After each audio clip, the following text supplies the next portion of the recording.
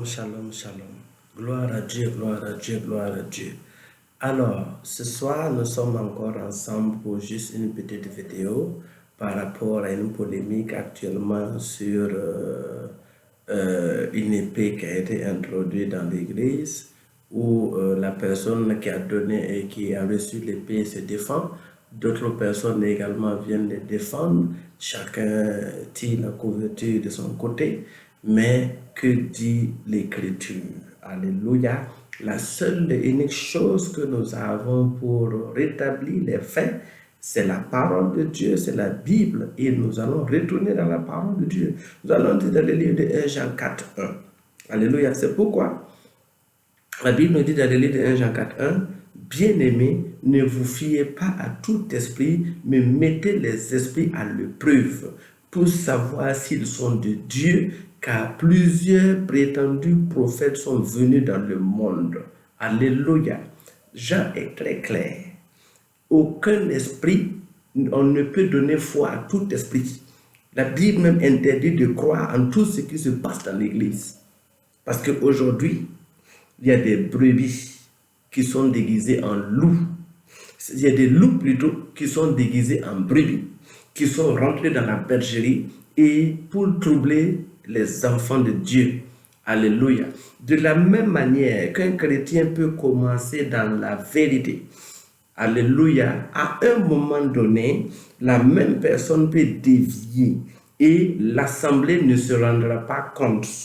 L'assemblée ne se rendra pas compte. Et la Bible dit clairement d'éprouver les esprits, de ne pas donner toute foi à tout esprit. Alléluia. C'est pourquoi, quand un homme de Dieu est devant l'assemblée, les fidèles ont le droit de se demander est-ce que l'Esprit de Dieu travaille toujours avec lui? Est-ce que ce monsieur qui est devant moi, il continue d'obéir à la parole de Dieu? Il continue d'obéir au Seigneur? Ou bien il fait autre chose? Parce que le problème, c'est quoi? Jésus a dit, on ne peut pas, tout ce qu'on fait en secret, là, de le dire publiquement. Alléluia. C'est pourquoi tout ce qu'un homme de Dieu va se cacher faire dans l'occultisme, mais les anciens occultistes qui se sont convertis au christianisme, qui sont venus voir le véritable Christ, quand ils vont voir ces pasteurs opérer, ils savent que ce pasteur-là ne suit pas le Saint-Esprit. Ils savent. Quand ils regardent de la manière la personne, le pasteur, le prophète en train d'opérer, ils savent tout de suite. Parce que c'est ce qu'eux ils faisaient quand ils étaient dans l'occultisme. Et on peut séduire tout le monde sauf eux. Et la Bible nous dit clairement, dans 1 Jean 4, 1, de ne nous fier à aucun esprit. On doit les éprouver. Il est du devoir de chaque chrétien d'éprouver les esprits qui opèrent dans le ministère dans l'église, de mettre en doute l'onction de Dieu que c'est l'homme de Dieu. Parce que tu ne sauras jamais à quel moment il a quitté la foi. C'est un homme. Alléluia. Un homme reste un homme. Alléluia. On ne parle pas de rébellion pour se rébeller. On ne parle pas de rébellion. Non. La Bible dit d'éprouver les esprits. Mettre un esprit à l'épreuve, ça ne veut pas dire que on n'a pas confiance en notre pasteur. Ça ne veut pas dire qu'on n'a pas confiance en l'Éternel. Ça ne veut pas dire que Dieu ne peut pas faire ça, non. La Bible dit de douter, de mettre l'esprit à l'épreuve. Parce que à un moment donné, l'homme peut dévier. Un homme n'est pas 10. Un homme est 9. Il n'y a pas un homme juste. Sinon, Jésus ne serait pas venu sur la terre. Alors, regardons cette affaire d'épée. Quand nous prenons de Genèse à Apocalypse, on parle d'épée où? Quel est l'homme de Dieu à qui a été consacré et qui a été ordonné, on lui a donné une épée? Alléluia. Bientôt on va donner un char ou un F-16 ou une bombe atomique. Alléluia. Pourquoi une épée? Les occultistes, ils savent. Ceux qui ont touché à la sorcellerie savent. Ceux qui ont touché à la franc-maçonnerie savent. Ceux qui ont touché à la rose-croix savent. Ceux qui ont touché au satanisme savent. Et ceux parmi eux qui ont eu la grâce de se convertir témoignent que cette épée n'est pas divine. Au vu des inscriptions qui sont sur l'épée. Au vu des inscriptions qui sont sur l'épée, l'étoile de David, tout le monde sait ce que c'est. Alors, regardons dans le livre de Jean, dans l'évangile de Jean, dans l'évangile de Matthieu, dans l'évangile de Marc, dans l'évangile de Luc, nous avons vu comment Jésus est né, il a grandi. Il est né d'une vierge. Il a été baptisé d'eau quand il a eu l'âge. Baptisé du Saint-Esprit, conduit dans le désert, où il a été tenté par le diable. Après le désert, il a été revêtu du Saint-Esprit, les anges sont venus le servir et il a démarré le ministère. Jusqu'à ce que Jésus arrive à Gethsémani. On a vu Jésus où avec une épée. Jésus dans le désert, quand il était à face du diable, où il était revêtu du Saint-Esprit, a-t-il essayé une épée? D'accord. Allons lire dans le livre de Actes 1, verset 8. Vous recevrez une puissance, le Saint-Esprit survenant sur vous, et vous serez mes témoins. Jésus a parlé d'épée. Pierre a été consacré avec une épée, on lui a donné une épée. Paul, l'apôtre Paul, a été consacré avec une épée.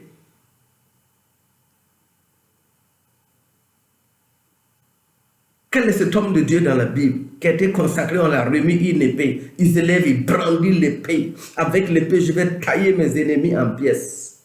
Je vais tailler mes ennemis en pièces avec cette épée.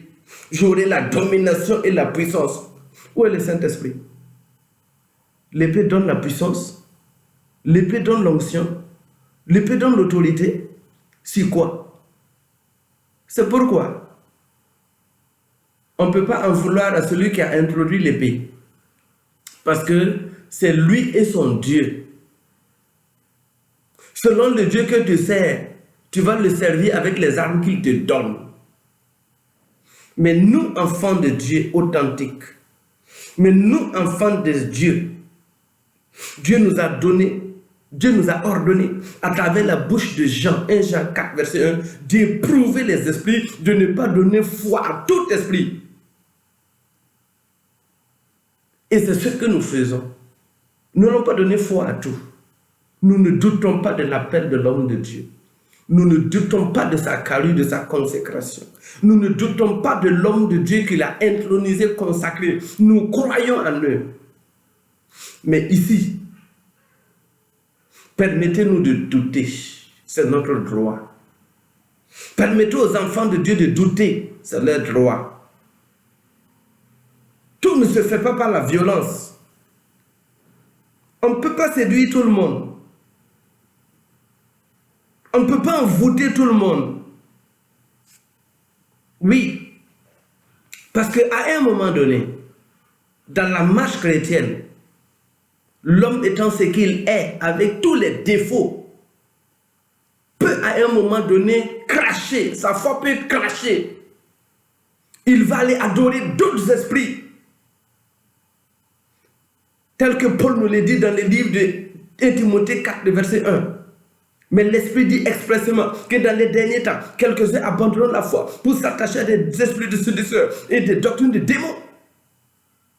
Oui, nous avons le droit de veiller à ce que nos hommes, nos pères, nos dévanciers n'aillent pas adorer des démons, n'apportent pas des doctrines de démons au sein de l'Église. Nous devons veiller à cela en éprouvant les esprits avec lesquels ils opèrent. Nous ne sommes rien. Nous n'avons pas de grand ministère. Nous n'avons rien. Nous ne sommes rien. Mais nous avons la parole. Nous avons le Saint-Esprit. Quand le soleil brille, on ne doute même pas que le soleil s'est levé. Quand la nuit est là, on ne doute pas que la nuit est là. C'est pourquoi, quand nous voyons un homme de Dieu avec une épée, nous ne doutons même pas que ça ne vient pas du Christ. Ça ne vient pas du Saint-Esprit. Parce que le Saint-Esprit même est là pour nous révéler qui est Christ, qui qui est Dieu pour nous conduire à Christ.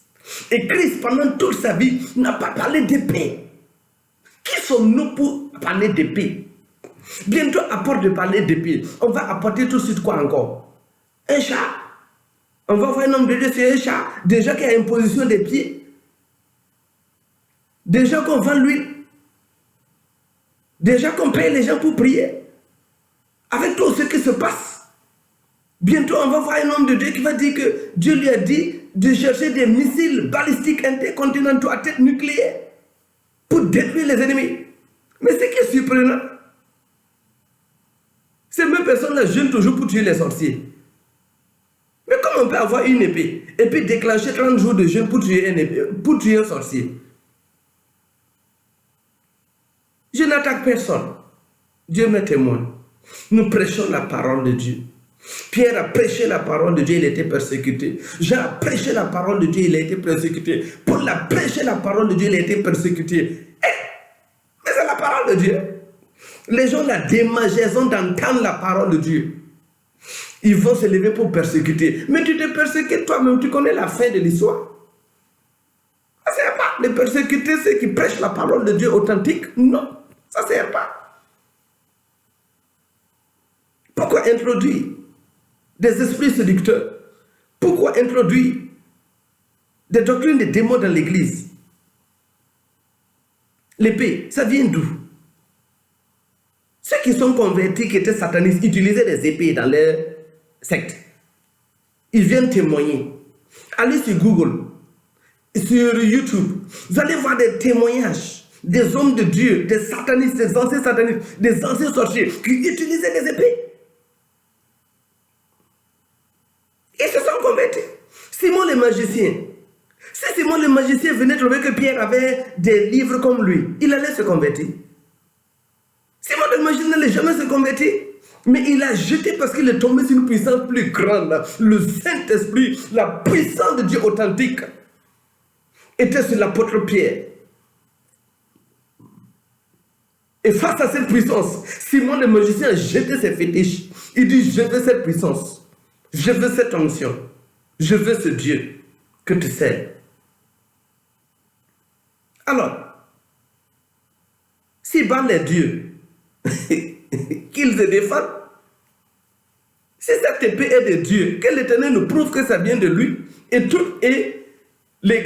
ce sujet va être clos.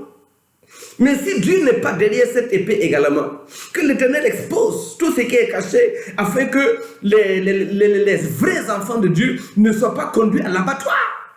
Parce qu'actuellement, l'Église est infiltrée. L'Église est infiltrée. On enseigne de tout à l'Église. Il y a tout.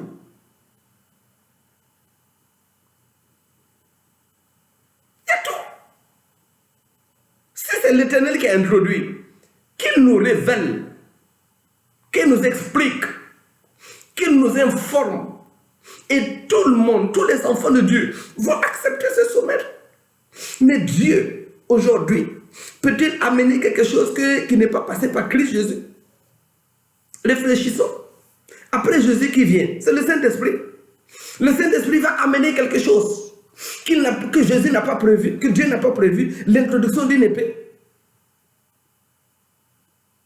Où ça n'a pas été prophétisé par aucun prophète, ni Ésaïe, ni Ézéchiel, ni Jean, ni Daniel, ni Jérémie. Aucun prophète n'a prophétisé qu'on va introniser, on va ordonner les pasteurs, les bishops, les hommes de Dieu avec des épées.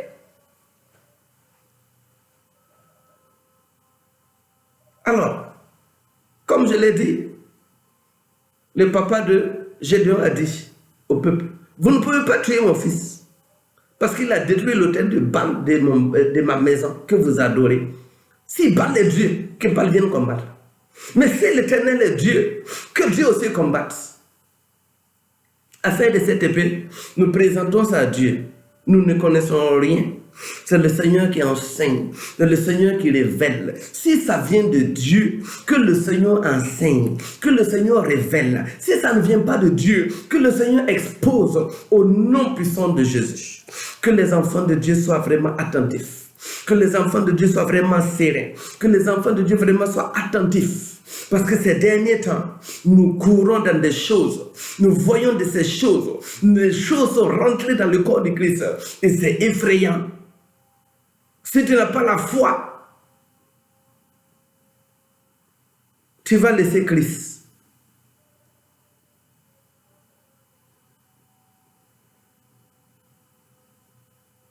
Que le Seigneur aide son peuple.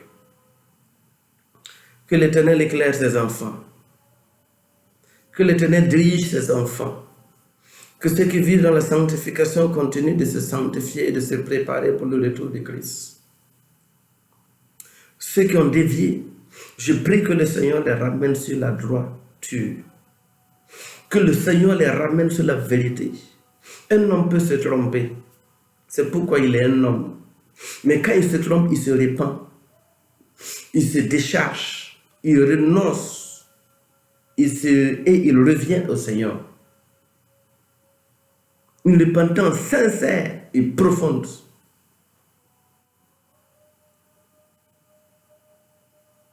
Que le Seigneur continue de nous bénir et de nous fortifier au nom de Jésus. Amen.